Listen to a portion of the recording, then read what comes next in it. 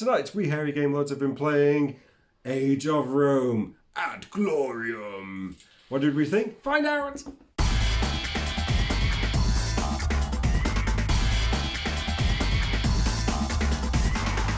There we go.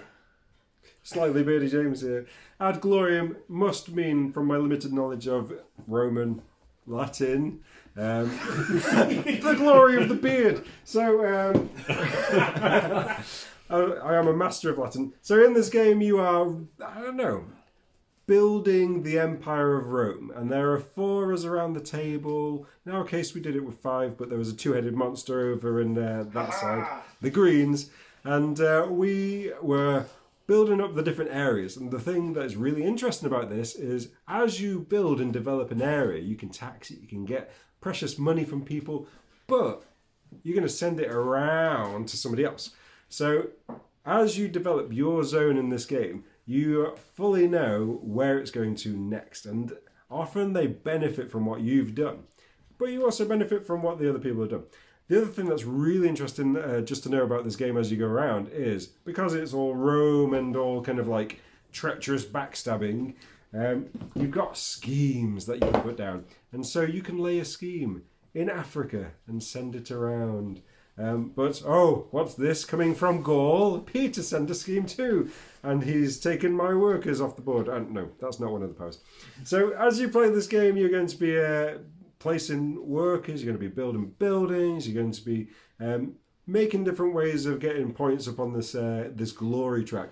I'm not going to lie, I taught this game really well, but played it abysmally, which is immensely rare for me, of course. We've been given a prototype copy, so a lot of the things that we might show you are prototype and reflecting in that. But we've had such a good time playing this game. It's been a game of lots of kind of engagement all the way through. We were fresh all the way through this game. And we went on a little bit. It said 60 minutes. When we see 60 minutes, we think a couple of hours. But this is a game which kept us engaged all the way through. What else did other people think? Let's find out. Peter the Hipster King, my thoughts on Age of Rome. Well, I absolutely love this game. In essence, you've got... it's quite point salad-y, I suppose. There's a lot of different paths that you can take to victory. So you've got... at its core, you've got worker placement, but you've got kind of... You're building up your buildings, creating more opportunities to place more workers there. If it's a level 1 building, the maximum you can place is 2 workers there if you use a bonus token. So you've got your workers, and you start with only 1, if I remember rightly. And gradually, as you move up the score track, you're going to unlock new workers. What I really liked about that, there's an inbuilt catch-up mechanic. So first person to hit the top number gets their next worker, and then the cost for that worker in terms of points drops down by 1 point. And then so on and so on. So it gets easier if you're the last one to get your worker to earn your additional workers. So you can place a worker, and that will enable you to do there are 5 different actions that you can basically do. You can farm, which will just give you some money. At the start of the game, you're not going to you get very little money, but as the rounds go on, the farms develop and become more powerful, and you can gain more cash. Why do you need that cash? You're going to use that cash to build your buildings at the start of each round. You can go to you can get into politics, and you can go and vote. Voting allows you to score a few victory points in-game and potentially at the end of the game, depending on what you're working towards. You can go out into battle, which is a little area control game. There are only 3 zones that you can gain sort of the majority control over by placing soldiers out. What's the other ones? You can build your pantheon. Now here we go. On your player board, this is only part of your player board, you have this space to build, first of all, 3 levels on the bottom. The middle level, depending on the speed you get there, will score you more points. And then you have your second level. Again, one of these will score more at the end of the game. And you can go trading, which is where you basically pick up additional cards which is a set collection game. So you've got some lovely different types of game all mixed into one. And as with all of these games, it's about getting the most efficient use of your asymmetric power and what's going on in the sort of board state as the game goes through. Absolutely brilliant. Lots going on. Kept us engaged all the way through. 10 out of 10 for this one. Definitely take a look at it on Kickstarter. Ange, the bearded lady here, and can I just say, although this is prototype, I do think the artwork is probably the final finished article, and what a beautiful box that is. But then what beautiful artwork there is throughout this game. So these are the player boards. As you can see, they're dual layered. Oh, look at him. He was a rugged ruler, wasn't he, Martin? Martin and I together teamed up to play this one. What's he called? I'm not sure. What's he called? Amelias Leopard. There we go. That's what. Rabbits. That's what he's called. And he's got a fine beard. Now, what's really cool is that, as Pete's already said, it is asymmetric. So this guy was really, really good at ruling the Senate, which is what we proper did. And the central column is where you place your votes. If you have 3 that are the same colour, you will score 2 victory points each time. And then, depending on the placement of your colours on your voting at the end of the game, depends on how many points you get. So pretty nice, really like that. Also, the whole board is so cleverly done. It's again, the artwork is beautiful on the board. There's some really nice colours. You place these. It's dual layered, and then you place. Currently, okay, this is again prototype, so these might change. But you place these buildings into and onto the board. The board itself is this like lazy Susan in the middle of the board. Fantastic. And you move the board round. There's different regions on there. What's really cool is that as you build up the different buildings, obviously population grows.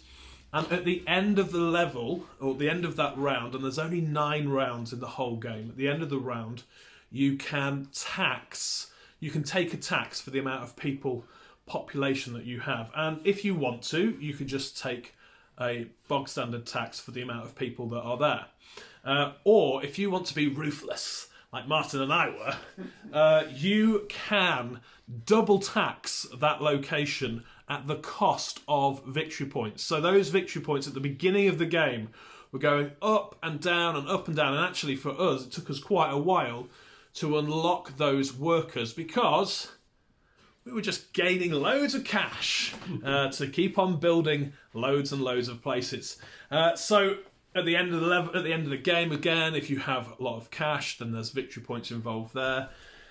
Yeah, this was a great game, and like the others have said, it did take a bit of it was a bit of a long play. It filled the evening, but that's not a negative for me at all. It was a really engaging play. There was always lots to think about. There was always lots to do, and it was enjoyable. Really, really a lot of fun, and there's quests and all that kind of stuff involved as well. But yeah, loved it. Absolutely loved it. Check it out on Kickstarter. Get involved. Hi, Dave the Grey. Now, there's a lot that I really liked about this game. The board looks absolutely fantastic, especially, I'm a big fan of these see-through buildings. They just look really nice and let the board artwork come through the buildings, which was lovely. I also like some of the tactical planning works really, really nicely. So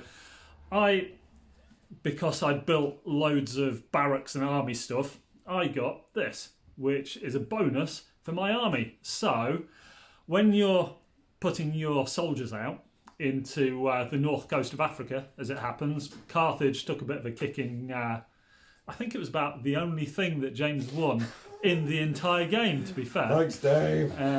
But when you're putting your soldiers out, there's a really clever mechanic where in different areas, the person with the most soldiers gets the most points.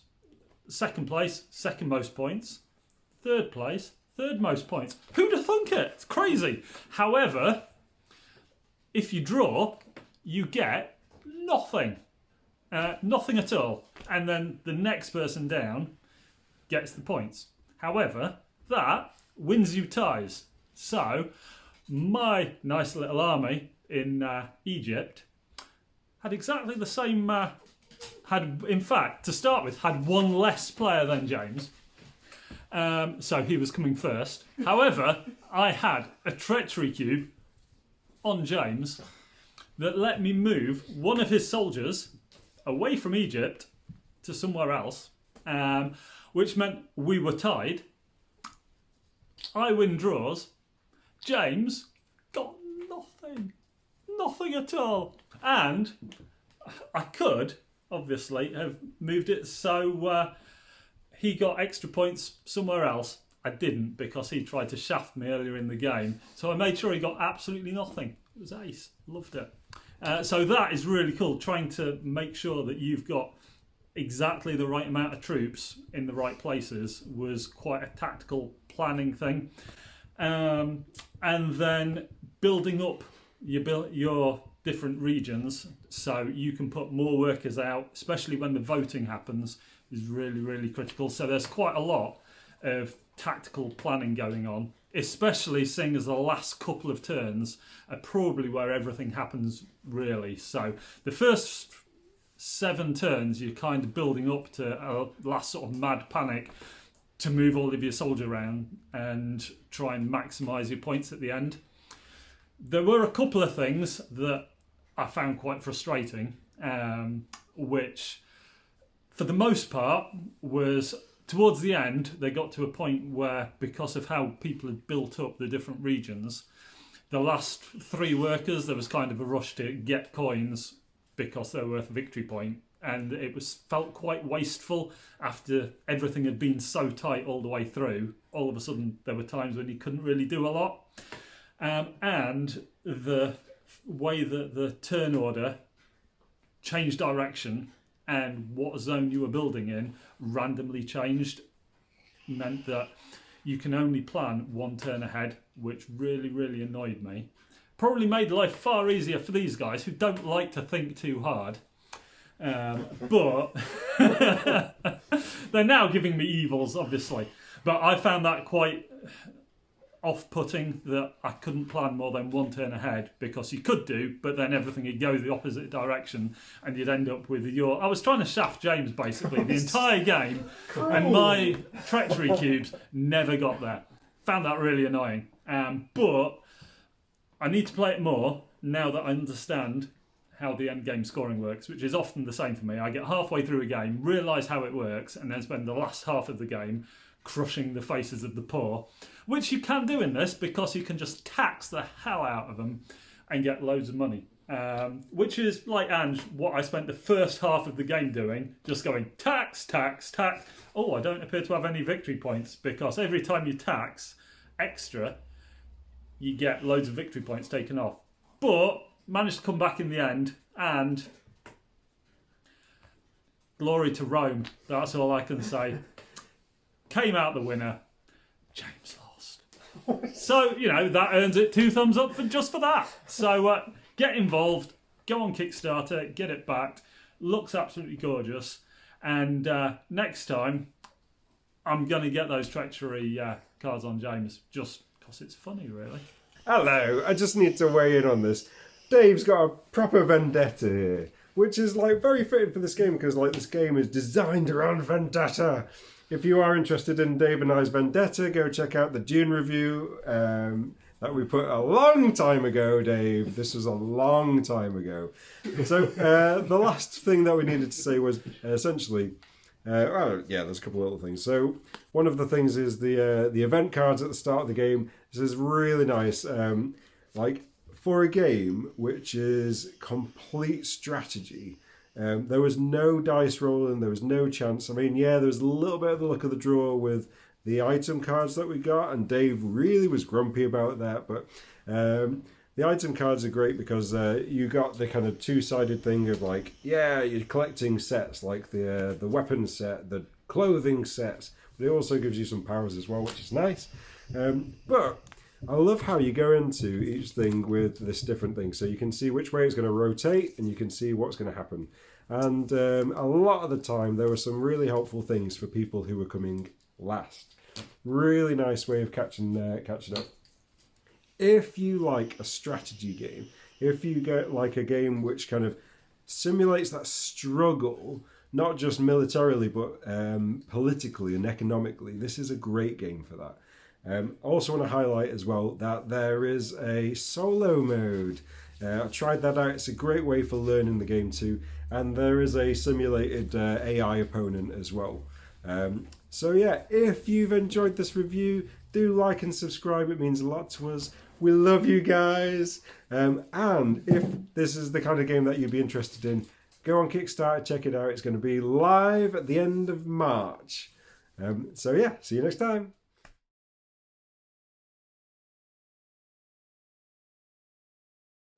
Anyway, I just wanted to... He's coming for me! Dave, don't hurt me! Can I just point out, in this game, he started it. Yeah, I did play first anyway.